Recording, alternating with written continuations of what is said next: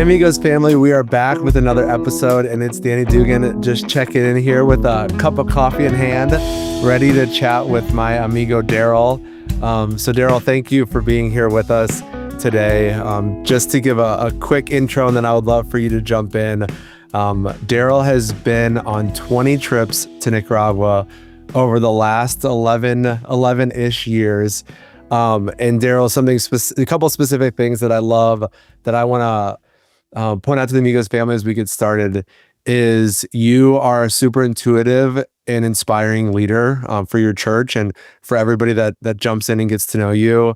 You have fearlessly led over 750 people to Nicaragua over all these years, which we know is a big responsibility. And above that, you're somebody that just lives and breathes the heart and soul of everything you do. So thank you for joining us today. Tell the Amigos family a little bit about you. Sure. It's my pleasure, Danny. My name is Daryl Strickland. I'm executive pastor at Life Point Church in Wilmington, North Carolina. We've been a church for 20 years. 20 years will be, next February will be 20 years. So it's been 19 years. We've been going to Amigos for 11 years. So almost, it's over half the time that we've been a church. We've been a partner with Amigos. I love going. I'm not a missions pastor. I'm an executive pastor. I have an engineering degree. But the first time I went to Amigos, I felt like God linked my heart, and I knew I would be back with a lot of people. And I don't know how I got to be 750, but I hope one day it's double that. But I'm super excited about the podcast today. And you've been a great friend over these years, Danny. Like, you're always a smiling face. You always welcomed us well, and you took care of stuff when we needed stuff taken care of. So I appreciate you. Thank you. I'm glad I could. So, 20 trips over 10 years, leading 750 people, meeting probably thousands of people in Nicaragua. It might be an impossible question to answer, but we're going to go for it. What are some of your favorite memories over all these years?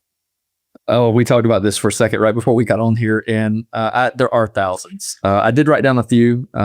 It's undescribable when you go with your family, and to go on 20 trips. Most of my family have been on each of those. And so my 3 kids and my wife, so many times on top of that volcano and in the community and doing things together, super special, dance parties and karaoke things and all that stuff. And so family's a big deal. We had this epic water balloon fight one time at La Chuscada. I don't know if you were part of this, but they had us bring these these launchers, and the other team didn't know about it. And we had all these extra balloons. And they were on one end of the field and we were on the other, and we were just launching on it. It was kind of fun. But then we took off like this Braveheart moment. Teacher was kind of leading it, and we had it slow motion and everything. And they took off running like we were going to kill them or something. But they were on these water balloons. It was epic. I think about baseball games. Like in America, baseball games get canceled when there's a little bit of rain. And I remember so many baseball games in Nicaragua where there's a tree at second base and there's a cow in the outfield, and like who knows where the ball went. And those things are super memorable. We got to put prayers in all of the conchas at La Chuscada, and I never take that for granted that we were able to write these prayers, put them in there, and then put the concrete in. So every time we go, I just think about how those kids are standing on the Word of God and these prayers, making it up the volcano so many times, but with special people, people that are in their late 70s, and they're like, I don't know if I can make it. You see them make it. And there was a guy from our church who had a stroke, and doctor said he'd never walk again. Took him 3 times. And I remember the first time that he didn't make it, I thought he's going to be discouraged. He didn't want to go on the trip because of this. And I remember getting to the bottom of the hill, and people were like pouring water on him and loving on him and all that. And I remember him sharing that was a highlight of his trip. That was the first time he felt like he had more family than his mom. And pretty special. The third time he made it up the hill, the third trip he made it up the hill, and it was pretty awesome. Baptisms in the ocean never get old. We've had some great baptisms, but I have got to baptize some friends, and 2 couples, 2 of the people I baptized actually got to do their weddings after, like later. Oh, wow. It was pretty special. And then I got to baptize Manuel on one of the last trips, and it was super special. And so those were great. I'll just share a couple more. The karaoke on Wednesday nights, not even down at friends, but like at the property. I remember this, we had young people and old people on our trip, and we just had this Bon Jovi Living on a Prayer moment where we were going back and forth. I don't even know how they knew all the words, but the young people were holding their own, and those are pretty special. And then probably the best are water inaugurations. Like, I had gone 15 times before I experienced one.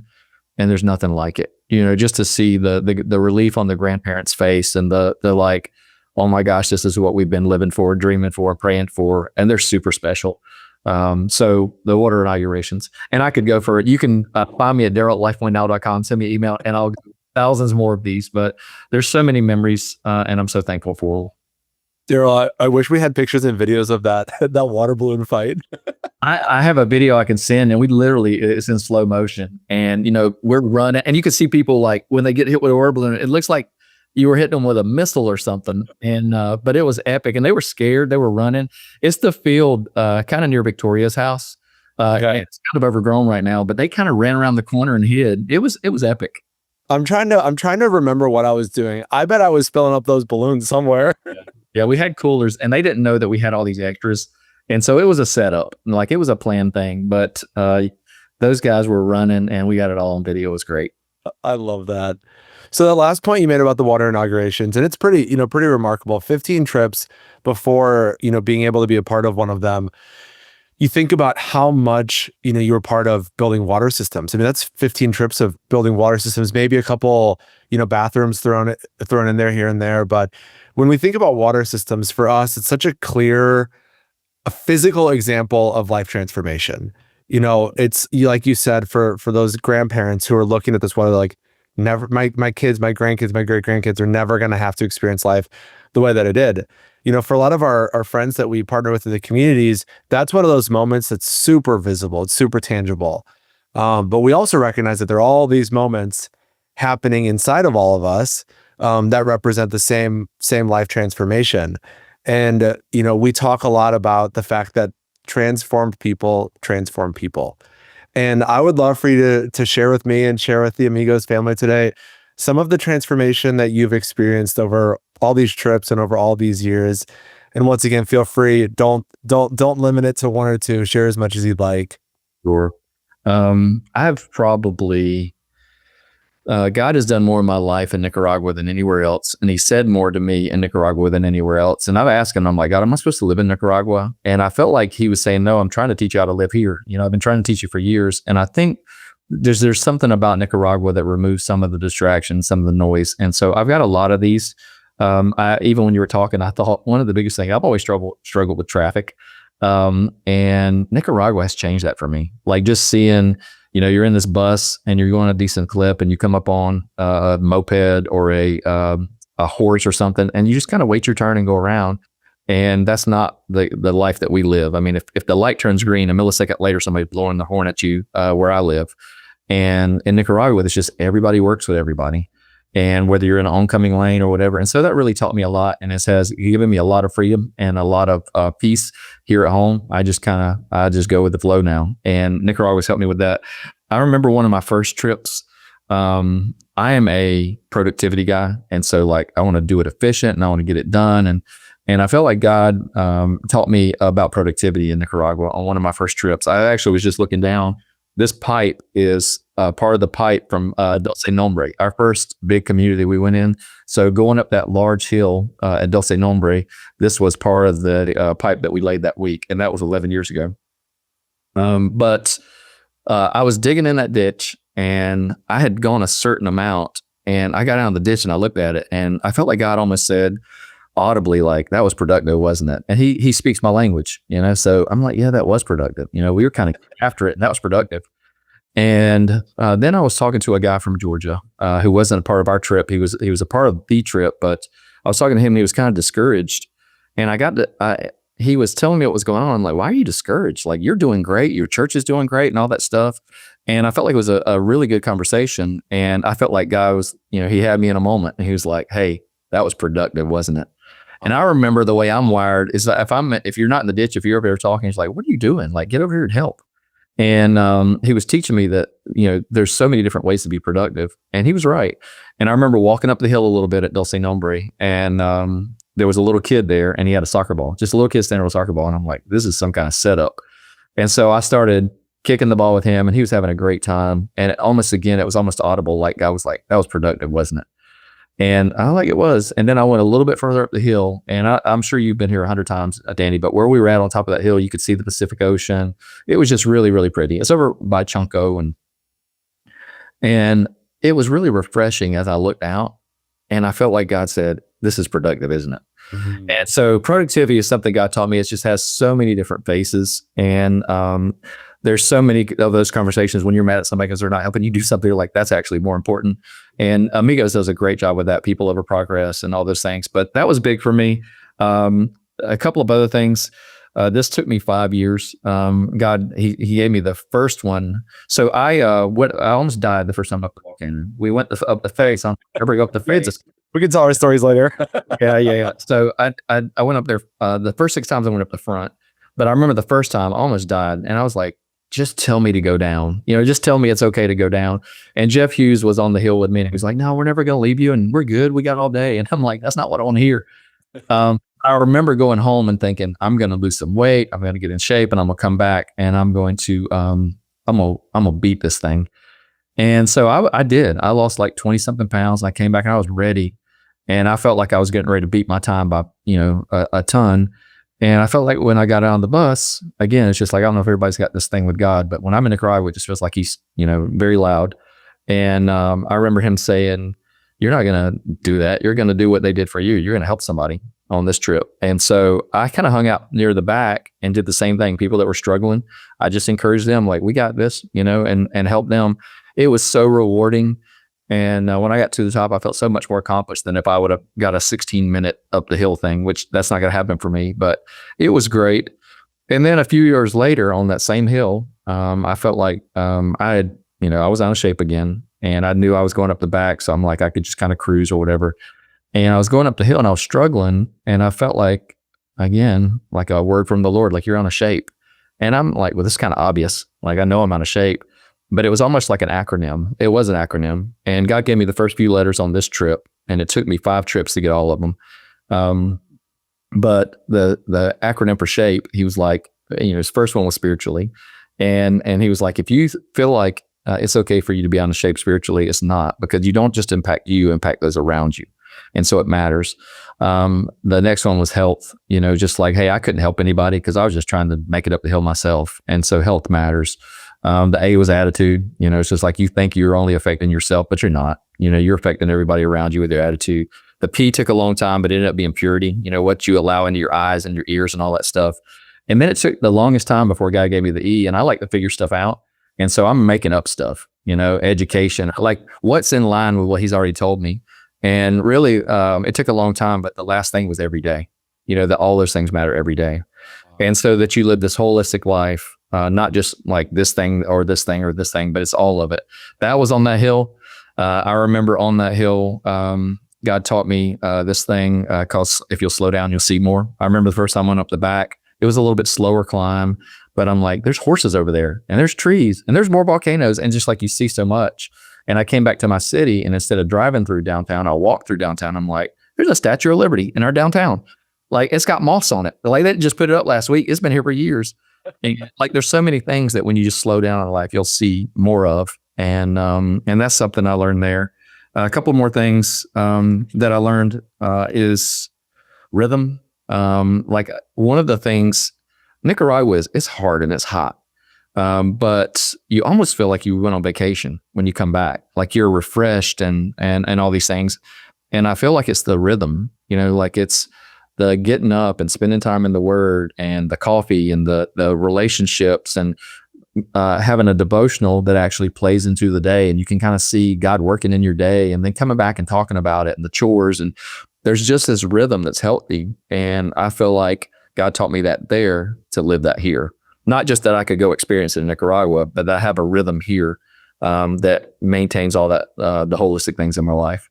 And then one of the most recent things is I've actually been to Nicaragua 21 times, 20 to Amigos, but one time I went to Granada. I went to language school. I'm like, I've got to quit coming and not knowing any Spanish. So I went there for 2 weeks. I stayed with a family I didn't know. They only spoke Spanish. I did school in the morning, and then I would just hang out with his family and try to practice in the afternoon. And I was praying the whole time I was there, like, God, you got something for me? And the word that I got was tranquilo. And it's, right here, every time a bus in Nicaragua blows the horn, I kind of throw this up there and like, tranquilo. But I think so many things in life. I'm willing to die on every hill I come to, or I used to be able to. And there's just not that many hills in life that you should be willing to die on. And I feel like that's kind of my newest thing that I got from Nicaragua is just like pick the things that matter most, and some of that other stuff, tranquila, just relax. And so anyway, that's some of them. I could go on and on. I'm grateful for Nicaragua and the things that I've learned there, and I've been able to apply back home, and they're pretty meaningful. That's awesome. So, I could ask a follow-up question for every piece of every one of those stories. I would love to know with Tranquilo, with rhythm, with shape. I know that you share that with people, and you've got a ton of friends. You've got a big church community that listens to you, that follows you, that's inspired by you. Anything come to mind of how it's felt to be able to influence other people around you with some of that stuff? It's big. There's so many friends that I've got that are Nicaragua friends. We come back here and we're amigos, and we do a lot of life together. But that some of them have heard those stories over and over and over, especially the shape one, because it took 5 years. Like I'm talking about it, I'm frustrated that I don't have all the letters. And I think of Ron Rogers and Luis and those guys that come with me, and we've talked about those, and they are impactful. I think it's the rhythms. Are big, productivity's big, people over progress. It's so easy in America to just want to get things done and get up the ladder as fast as you can and all that. And at what cost, your family, your friends, the people around you, all those things. And so they literally, every one of those things I said play into conversation daily, especially because, like, what does that mean? And so for everybody that's not watching but's listening, Daryl has a big Tranquilo tattoo on his arm, so he just held that up to say Tranquilo. yeah, it looks like a prison tattoo, but anyway, it's script. But it reminds me, and I am going to get the shape at some point just to remind me, because that's such a meaningful thing. But I would say those things make it into 5 or 6 conversations a week. Wow. Well, that's amazing. I mean, it's a part of the core of what you're talking to people about, and the way that you're living life with others. Yeah, I agree. So, I think about 21 trips, and that's perfect that you had that host family, because, it's family as well. Over all these years, you've spent time with your family in Nicaragua. You've, kind of had others become family in Nicaragua, friends that you've made over the years who they feel more like family than friends. And you find yourself in a super cool, unique spot now, actually having some of your family living in Nicaragua, working and serving alongside Amigos. Your son Philip and daughter-in-law Madison are part of the team.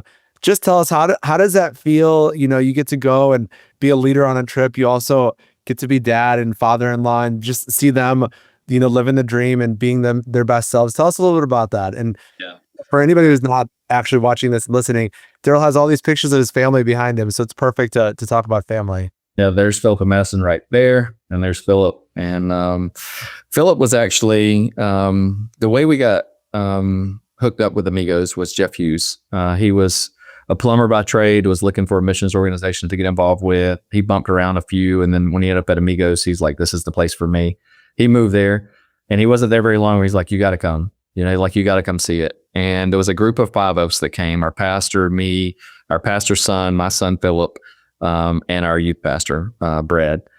And when we got there, I remember everything about the week. We were El Moto. We did a kind of mixer. We went to Miguel Cristian. We went to El Moto. We did the volcano, all those things. It was a pretty amazing week. But I remember the ground, if you've ever been to El Moto, it's so hard. And there's no shade and all that stuff. And I remember Philip was 12, and he dug all day. And I remember being in the bus. He was laying across 2 seats, so his abdomen was in the aisle. And I remember every bump we hit, I could see the middle part of his body moving up and down. I'm like, he's going to be so sore tomorrow. But he loved it so much, and he came back. He probably had been on 12 trips with me on just the different times as he was growing up, from 12 to when he actually moved there a year ago in March. And so I would say with Amigos for Christ, inside of me, there's a fire. Like if you imagine the biggest bonfire you've ever seen, there's a fire in me because of what it's done in my life. And I've seen over 750 people, them go, and God did something in their life as well. And I believe as many as I can take, he'll do that again, and he'll do that again. And so there's this bonfire inside of me. And all I could think of with this question is, if you took a bonfire that was burning and you just dropped all the tractor trailers full of gas that you could find, like gas, the ones that fill up gas stations, and just watch that thing explode. That's what it's like now. I mean, the countdowns, we do a countdown every time, but knowing that Philip and Madison are there, it makes it even more special. And so there's 36 days till the next time I go back, and I'm super excited. And they give us a list, of things they're like, hey, I'm missing this or whatever, and I can't wait for it. Like if I got to smuggle it into Nicaragua, I'll smuggle it into Nicaragua. But I miss those guys. I love them. They're so full of life. They're funny. My house got really quiet when they left the city. And but I'm so excited because I believe they're doing exactly what God made them to do. They're making a difference. This last trip we saw them. They just seem like they got their feet up under them, and they're figuring it out. But it's super special to get to talk to them on the phone and see what's going on and hear about the different communities.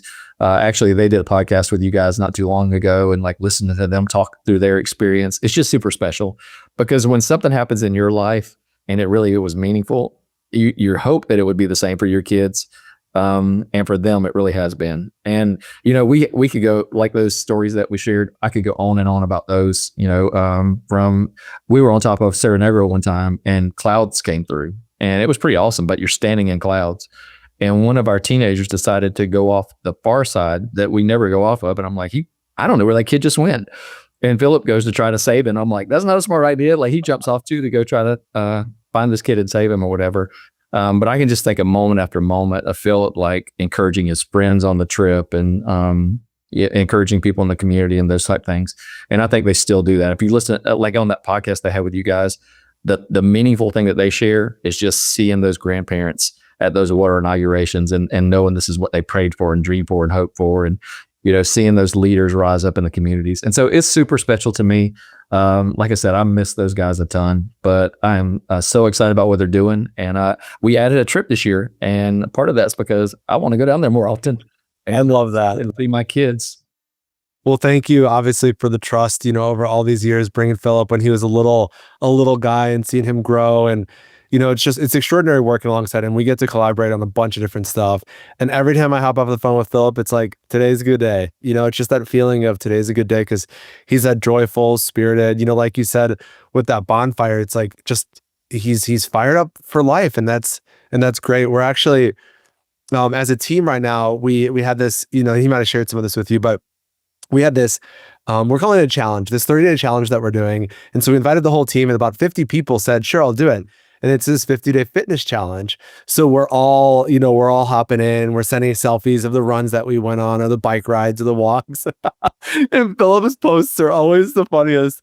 He'll always go in the middle of the weekend, the hottest hour. And he sent last week and he said, he's like, this sun gringos weren't made for this sun. And it was this picture of him just fully sweaty. Yeah. And everyone's, putting emojis, reactions on it. It's like, you got this, Philip. Good job, man. So yeah, truly just full of joy. So thank you for welcoming him and really truly kind of bringing him into the Amigos family as well. Yeah. Well, they chose it in the time that was right for them, and it was their decision and all that. And so we're super excited about that. And it wasn't easy. Like I think sometimes people pick stuff that's easy, and it's not easy. They had a house, they had cars, all that stuff. They had to sell everything. They had to raise funds to go. And even going down there, they don't know the language, and their whole team is Spanish speaking and all those things. So I think that they're chasing after what they feel like God's got for them. And that makes me proud. Absolutely. No, I mean, yeah, it's beautiful. And I feel like they're a representation of the hope of what's to come. And everybody over all these years with Amigos, we are who we are because of the people that have decided to say, well, I'm going to be a part of this. And I want to be a part of something that's much bigger than I am, that's much bigger than something I could do on my own. And leads me to the last question I want to ask you. It's about hope. So there are tons of things that could bring us hope or that could create kind of a sense of hope in us.